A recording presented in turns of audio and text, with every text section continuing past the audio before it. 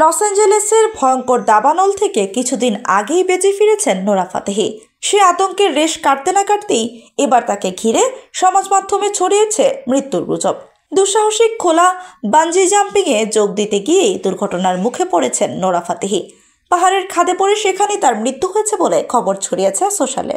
ইনস্টাগ্রামে একটি পেজ থেকে একটি ভুয়া ভিডিও ছড়ানো হয়, যেখানে দেখা যায় পাহাড়ের মাঝে আটকে পড়েছে এক মেয়ে। ভিডিওটির ক্যাপশনে লেখা, দুর্ঘটনায় বলিউড অভিনেত্রী নোরা ফাতেহির মৃত্যু হয়েছে।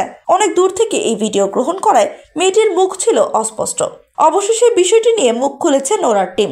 খবরটি ভুয়া ও গুজব বলে জানিয়েছে অভিনেত্রীর টিম।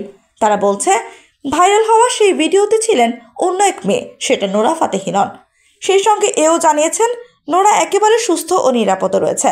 জন্মসূত্রে নোরা ফাতেহি কানাডার নাগরিক, কিন্তু নাচের জন্য ভারতে তার আকাশ ছোঁয়া জনপ্রিয়তা।